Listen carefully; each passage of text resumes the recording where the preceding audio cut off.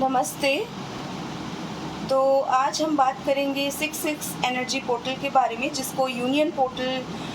बोला जाता है। तो ये पोर्टल की जो एनर्जी है वो 30 मई से ही हेवी एनर्जी शो कर रही है ट्विन फ्लेम्स के बीच में, यानी कि आप ही के अंदर में जो आपके डिवाइन मैस्कुलाइन फेमिनाइन एनर्जी है, उसमें कुछ अंदरूनी ऊर्जाओं का आपस में टकराव होना। 30 मई पोस्ट से, यानी कि 31 मई से ही थोड़ी हेवी एनर्जी हो सकती है, but it's about you all the divine feminine, it's not about the any external source. ठीक है, चाहे आप कोई भी स्पिरिचुअल जर्नी में हैं, आपको जैसे ही पता चल रहा है कि आप एसेंशन के स्टेजेस में हैं, आप अवेकनिंग के प्रोसेस में हैं, तो आपको सबसे पहले अपने अंदरूनी ऊर्जाओं को कैसे बढ़ाना है, यानी अपने अंदर में कैसे संतुलित बनाकर रखना है, इस पे काम करना बहुत ज़रूरी होगा। How, when, where, what to do anything which is favourable towards your inner soul vibration frequency to raise the chakras balance and vibration, it's very important for this portal. 6 portal में इन चीज़ों का ध्यान देना सबसे ज़्यादा ज़रूरत है। वो है हाउ टू हील, यानी आपको कौन सी चीज़ को हील करना है, हाउ टू हील। ठीक है, सेकेंड पॉइंट क्या है, व्हेन टू स्टॉप रिएक्टिंग, यानी कि हो सकता है कभी कभी आपके फेवर में वो काम ना हो, जैसा आप चाहते हैं वैसा ना हो, लेकिन आप रिएक्ट ही नहीं करेंगे किसी चीज़ों के ऊपर, तो सामने वाला, चाहे वो आपके डीएम हो या स्पिरिचुअल सोलमेट हो या कार्मिक्स हो, एनीबडी, देखिए डीएम ही सिर्फ ट्रिगर नहीं करते, आपके अलग जो एनर्जीज़ होती हैं, कार्मिक एनर्जीज़, वो भी आपको ट्रिगर कर सकते हैं। तो ट्रिगर को, ट्रिगरिंग मतलब सपोज़ कि डीएम साइलेंट है, लेकिन आप अपने ऊर्जाओं को केंद्रित करते हुए सिर्फ डीएम को सोचते हुए इनर वर्क कर रहे हैं, उसी दौरान अगर कोई यूनिवर्स टेस्टिंग या एंजल टेस्टिंग आपकी हो रही है और कार्मिक आपको ट्रिगर करे, तो आप तो उन पे बरस जाओगे या टूट जाओगे या भड़क जाओगे। तो फिर आपका ये जो बैलेंस होना है या हीलिंग होना है, वो फिर ज्यों का त्यों हो जाएगा। तो क्या रिएक्ट करना है, कहाँ पे रिएक्ट करना है, कितना रिएक्ट करना है, कैसे रिएक्ट करना है और कैसे अपने आप पे संतुलित रखना है, इस 6 पोर्टल में ये इस पर ध्यान देना होगा। Where to take stand for your self.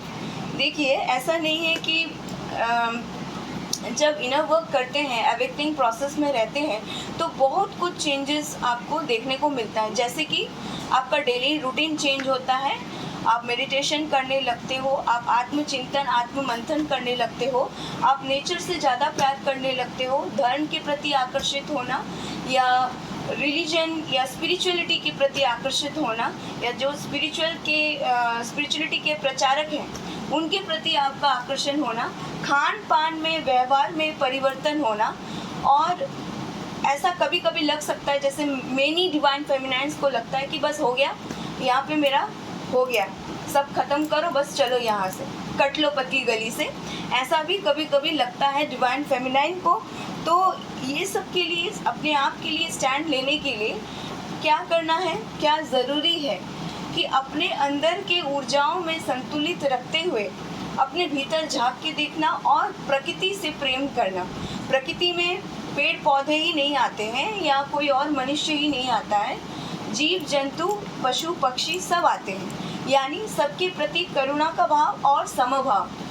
और सबके प्रति इक्विवेलेंट लव एनर्जी होना चाहिए। Only you are loving your divine masculine energy unconditionally and you are not loving any other thing, that means you are not in a proper balance. ठीक है, तो कितना stand लेना है। सपोज़ किसी ने आपको कुछ बोल दिया या आपके बारे में बोल दिया या झूठ बोला या आपके पीछे बात हुई, तो इस चीज़ के लिए भी स्टैंड लेना बहुत ज़रूरी है। अगर आप स्टैंड नहीं ले रहे हो तो आप ऐसी ऊर्जाओं में रहोगे कि हाँ ठीक है, कोई बात नहीं, एक गाल में मारे तो और एक गाल दे दिया। ठीक है, अहिंसा सर्वोधर्म, तो ये तब तक आपके लिए एप्लीकेबल होगा जब तक आप संतुलित हैं। लेकिन भगवान के चरणों में कर्मों को समर्पित करते हुए संतुलित बनाए रखना, ये स्टैंड लेना होता है। स्टैंड लेना मतलब ये नहीं कि हाँ उसने एक थप्पड़ मार दिया तो आपने बदले में थप्पड़ एक मार दिया, चलो हो गया, हिसाब बराबर, ईंट का जवाब पत्थर से। ऐसा तो बिल्कुल भी नहीं करना है। अब मतलब रिएक्ट ही मत करो, और स्टैंड लेना है तो चुपचाप उस जगह से अपने ऊर्जाओं को एकत्रित करते हुए वहाँ से अपने आप को अलग कर लो, ये भी आप कर सकते हो। और स्टैंड लेने का मतलब प्रतिवाद करना भी होता है, यानी अगर कोई झूठा अपवाद आप पे लगा रहा है उस समय भी आप बोल सकते हो, अपना सफाई दे सकते हो, लेकिन सिचुएशन को समझते हुए। अगर आपकी ग्रहों का दशा उस दिन का ठीक नहीं है, आप कुछ बोलने वाले हो और फिर विपरीत ही एक्शन हो जाएगा, एक्शन का रिएक्शन हो जाएगा, बात का बतंगड़ बन सकता है, ऐसा आपको अगर लगे तो छोड़ दो, समय दो, डिवाइन टाइमिंग का वेट करो, यूनिवर्स टाइमिंग का वेट करो, और उसके बाद उस चीज़ के लिए स्टैंड ले लो, तब वो आपके लिए फ्रूटफुल रिजल्ट देगा।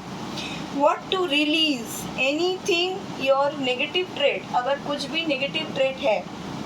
जैसे कि मैंने बताया इस 6 पोर्टल में इट्स अबाउट यू मीन्स आपकी इंडिविजुअलिटी के ऊपर काम करना है, ठीक है।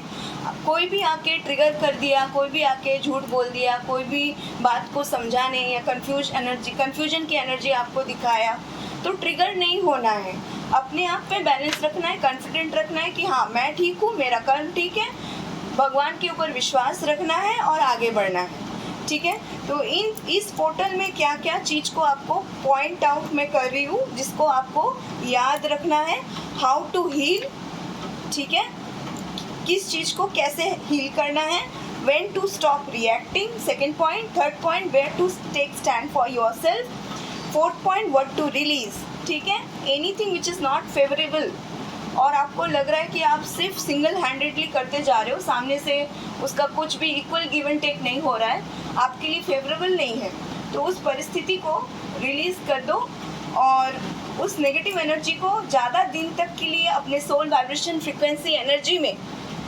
स्टोर करके नहीं रखना है, तुरंत या तो माफ़ कर दो, फॉरगिवनेस की एनर्जी को बढ़ाओ। देखिए जितना आप फॉरगिवनेस की एनर्जी को बढ़ाओगे उतना ऑटोमेटिक आपकी सेल्फ हीलिंग होती रहेगी, ठीक है।